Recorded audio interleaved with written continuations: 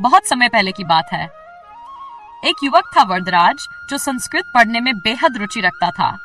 उसने विद्वान बनने का सपना देखा था, परंतु पढ़ाई में उसकी स्थिति बहुत अच्छी नहीं थी। जितनी बार वह संस्कृत व्याकरण के नियम पढ़ने बैठता, उतनी बार उसे समझने में कठिनाई होती।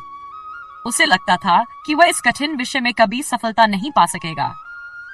निराश होकर उसने पढ़ाई छोड़ने का विचार कर लिया और अपने गांव की ओर लौटने का निर्णय किया।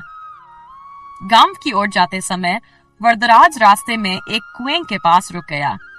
वहां उसने देखा कि एक बूढ़ी स्त्री, जो रोज उस कुएं से पानी भरने आती थी, आज भी पानी निकाल रही थी।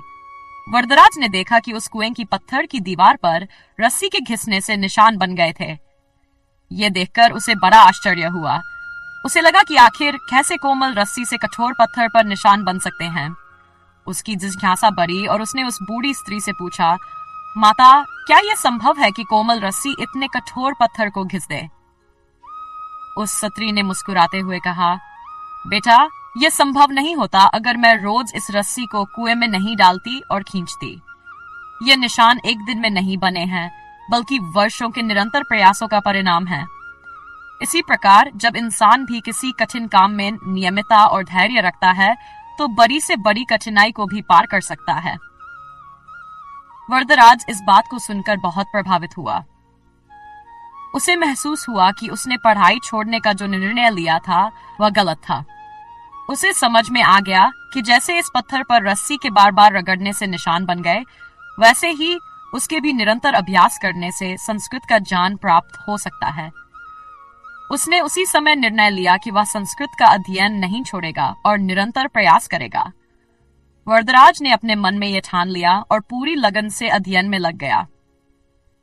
वह दिन रात अभ्यास करने लगा, कठिन से कठिन ग्रंथों को पढ़ने का प्रयास करता रहा और धीरे धीरे संस्कृत में उसकी पकड़ मजबूत होती गई। निरंतरता और दृढ़ संकल्प के साथ कुछ वर्षों में वह एक महान विद्वान बन गया, जिसकी विद्वत्ता की मिसाल दी जाने लगी।